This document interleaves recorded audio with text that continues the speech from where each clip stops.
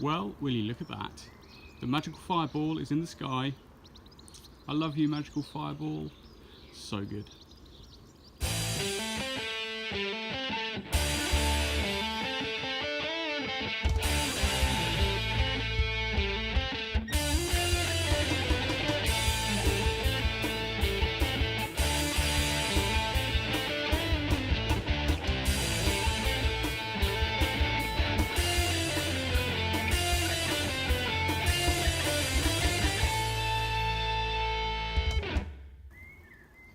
And what else do we have for this momentous day?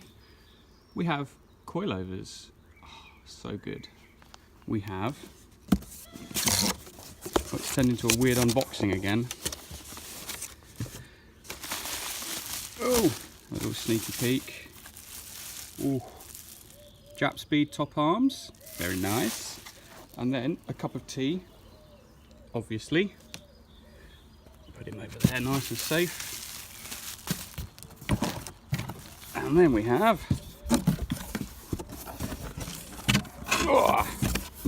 nice new lower arms, both sides obviously, and bolts, lots of bolts, all nice new camber adjustment bolts and nuts and washers and all sorts of stuff. So all our paint is dry from yesterday.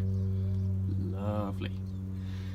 And we can finally, after what seems like months and months and months of working on this subframe, we can finally bolt it back in place and we can get busy rebuilding front suspension. Right, before we offer up the subframe and we get it bolted into place, there's a couple of the nuts and bolts that we have to reuse because they don't come with the suspension rebuild kit, and that is, well, the nuts and bolts that hold the subframe in. So it's these guys. As you can see, they're a bit manky. We'll give them a clean up with a wire brush in a moment, but the main thing I'm concerned about is the threads, because we don't want to at this stage cross thread one of these bolts onto the studs. That would be a total nightmare. Now, the studs on the frame, if we can get that in shot, are the same as, oh come on camera,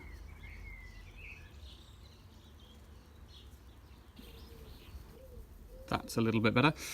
As I was saying, the threads on these bolts, these are the bolts that go into the back of the subframe, so there's 2 nuts and 1 bolt on each side. These are exactly the same as the studs that are welded to the car. So that allows us to, oh, we're out of focus again. Yes, so it allows us to put our nut on, like so, just a couple of threads. We then take our XCP, put a little bit in the top. We can then leave that for a few moments to run through the bolt and the threads, and we can start to work this through and clean up all the threads on the inside of the nut. Like that. Nasty.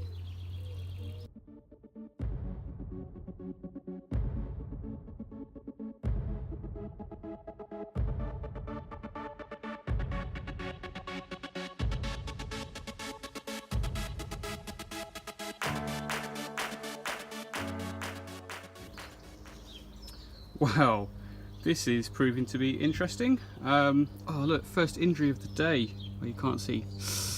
Ah, it stings. Anyway, yes, what I suspect, oh, I'm bleeding everywhere, that sucks. What I suspect has happened here, because as you can see we've got ratchet straps up on the mounting points for the subframe, is, now we did quite a lot of the welding with the frame in place, but then the really heavy welding where we've put a lot of heat into the subframe for things like the engine mounting points, like these guys here, I think the heat we've put in has slightly warped the subframe. Not a lot, a couple of mil, but it's making it really tricky to get it back up on these studs.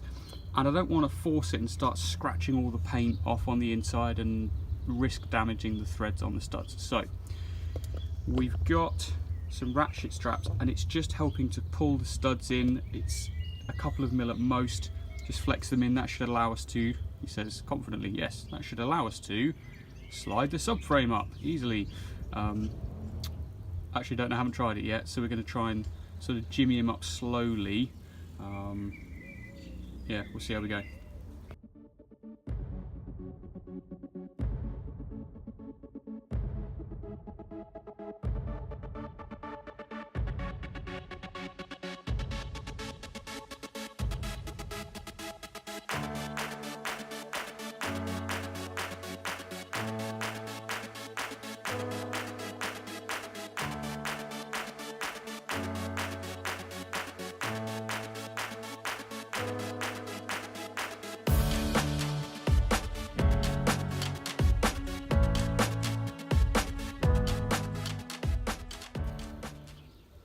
Okay, that was definitely the right way to go about it. The ratchet straps, let's just get out the glare of the sun, brought the studs in just enough, it's just a couple of mil, just to start the frame off.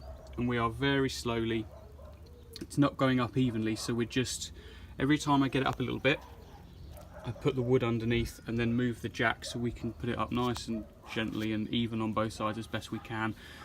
We don't want it to come up at an angle and start taking the threads off the studs. So that's where we are now. We've managed to, oh, sun glare, get our nuts on, giggity. So now we've moved the jack across, we're going to start bringing this side up a tiny bit just so we can get the nuts on that side. Then we'll put it up at the back, put our bolts in, and we will go round and we'll do them up so it all raises up. This has taken about 10 times longer than I thought it would.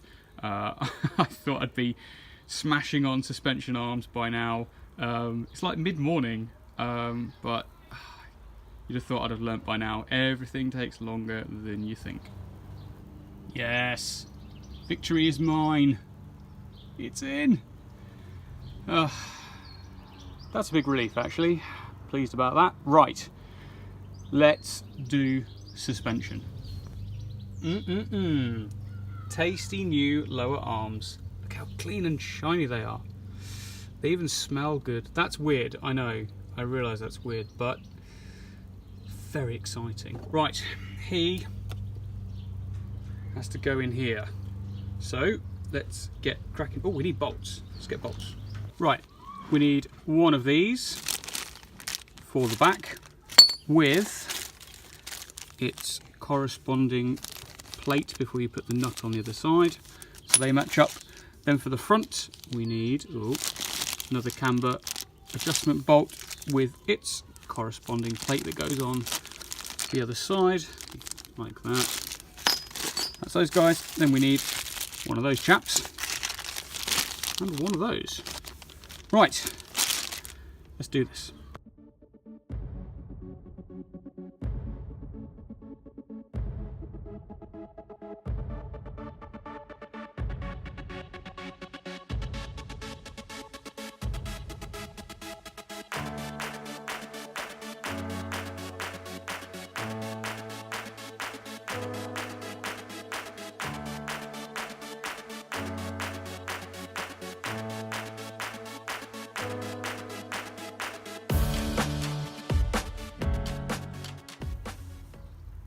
Wow, that was a much tighter fit than I thought it might be. These are genuine Mazda lower arms, so I'm informed, but the collar, the metal collar inside the rubber bush, was a really tight fit, much tighter than the old ones we took out. But then again, the old ones were rusted and been there 15 years, so maybe just the rust had eaten away a little bit at the length of the tubes. Either way, they're a very tight fit. I've used some lithium grease just to try and ease them in, and hopefully I haven't scratched up too much of that nice Pour 15 paintwork up on the inside. We shall see. There we go, the little bottom camber adjuster plate is on with the nut. Only hand tight because you don't want to tighten up all the suspension bolts and set the bushes in place until you've got the weight of the car and you've set your ride height, so you don't stress your bushes. Right, this side's gone in way easier. You have to start by putting this side in, and then actually what I've done is pull it up almost to the top of here, and then slide it down. So just poke it in and then just knock it down, and that's gone in really, really easily. So made a bit of a meal of the last one. Right, let's talk about the coil over suspension quickly. The Tein, I think that's how you pronounce it. Somebody let me know. I pronounce it Tein. Hopefully that's correct. The set uses some of the original RX8 parts, and they're attached to the original strut. It's mostly the top hat and the little bit of rubber that goes underneath, and there's a little rubber bushing on the inside that we need to borrow as well. Now, you can't just take on this hopefully you can see that, the top nut off, because the spring is under tension. If you do, the spring, the top hat will all ping off, and you risk smashing yourself in the face. So we need spring compressors. You can do these up nice and slowly with a spanner if you so choose to do so, or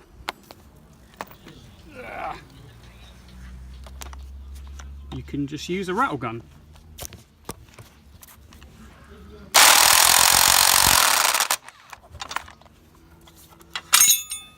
Balls.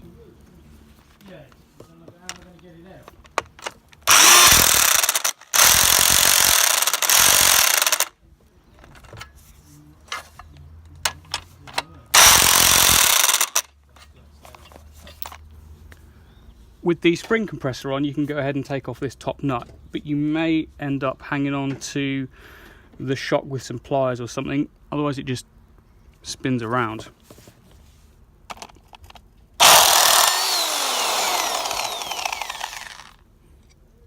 Like that. Right, these are all the pieces we need from the original strut. We need the rubber bit, but not the whole bit that goes down the strut, so you can actually cut this off just here. They supply one for the rest. You need the top hat. This has just had a quick rub down and a paint, keep that nice and neat and tidy.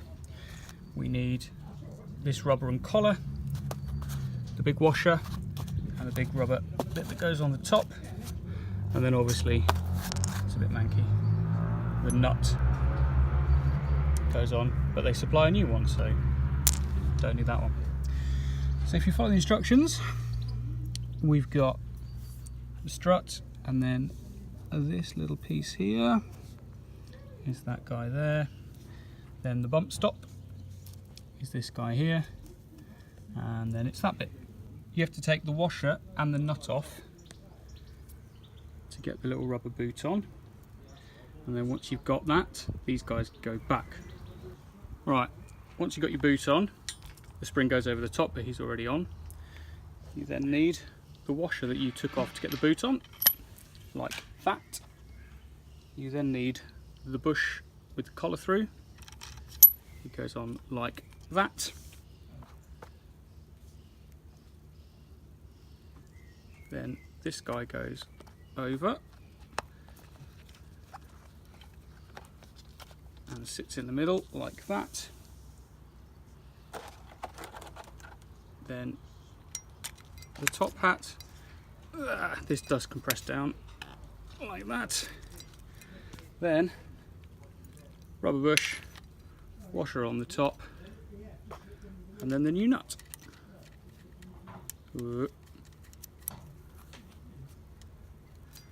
Ta-da! Right, let's put it on the car. Right, so you can see the studs on the top hat. If we aim the camera up, locate up into those three holes there. Now what we have to do at the same time is thread the top arm through. So what we're going to do is put that through the top arm. Now go in underneath.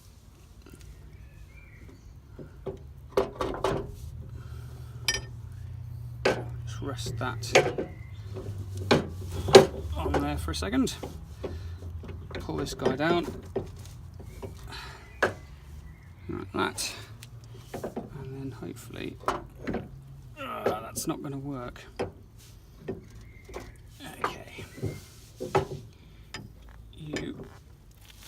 This is where you need an extra hand.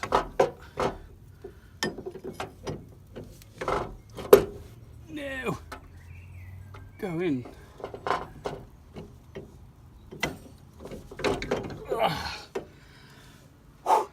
Okay. And now that can come up there. Right. Let's rest him there for a second. Okay, he's good. Let's go up to the top. With everything stripped off the hub carrier, this is what you're left with. I can tell you it's a darn sight lighter once you've got the hub and the disc and the caliper and all that stuff off. So much easier to install it in pieces. And it needed stripping down and painting, as you can see. So installation is pretty easy on this guy. We take the castle nut off the top, like that. This guy comes down there. We shall put this big one here. Hopefully, I can't see what I'm filming now, so hopefully you can see. It's this big guy here.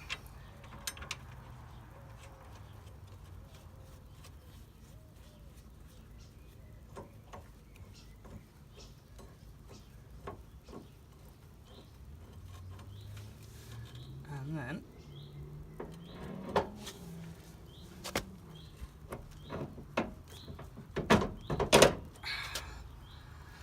a bit like that,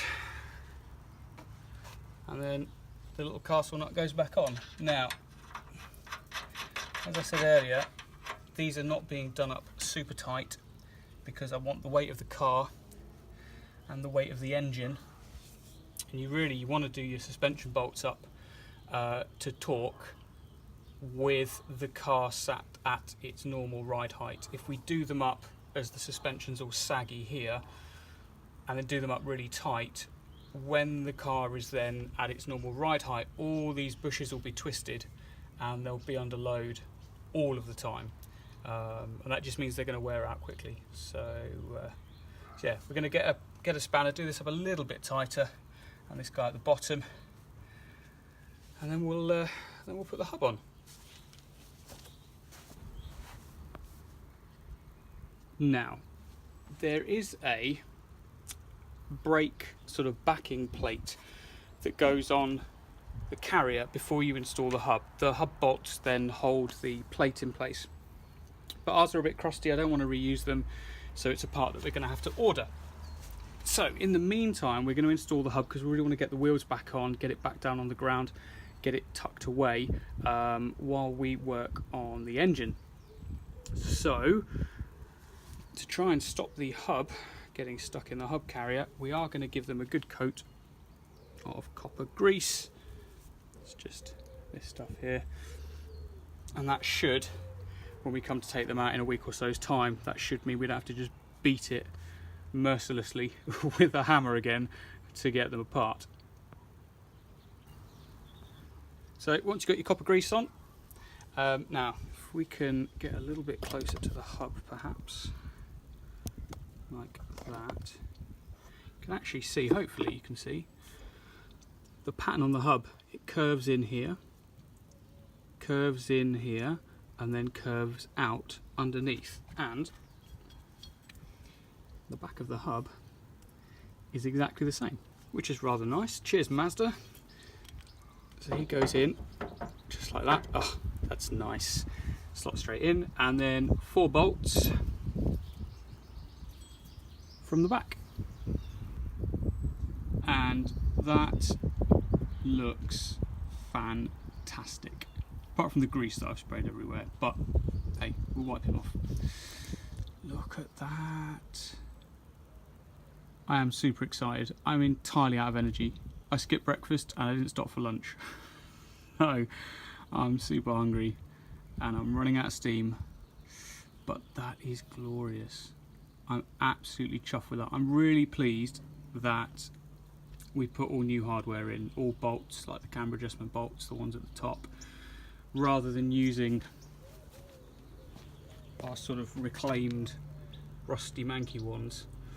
It it would have taken ages to clean them. They wouldn't have come up that well, and these just look fantastic. Right, the plan now, this is the other side. We've done both sides now. We're pretty much done for the day. Plan is to pop the wheels on, take him off his stands, which he's been on for 4, 5, maybe 6 weeks, and then put him to bed. She's down.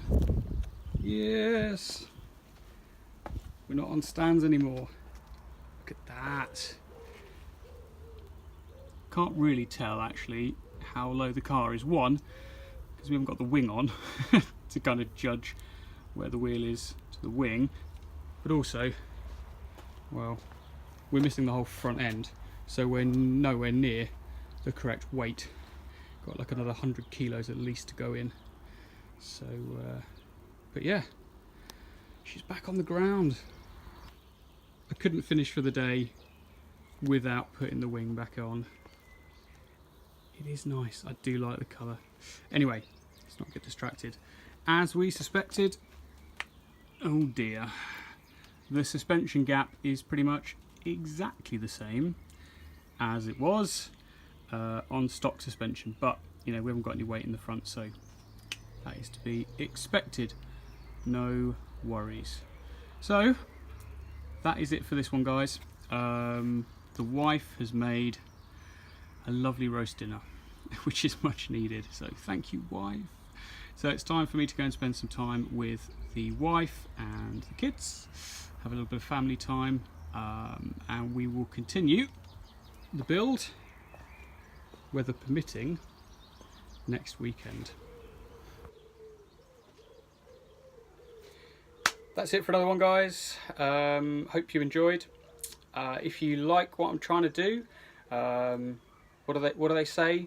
Smash the like button and the subscribe if you feel the need to. It's kind of cool. I do like it when people drop me messages, ask how the build's going, things like that. And certainly if you guys are trying something similar, either a 3uz swap or something else into an RX8, by all means drop me a message. If I can help you, I will do. All right, that's it for now, guys. I need to clean. I need to wash up for dinner. I'll see you again next weekend.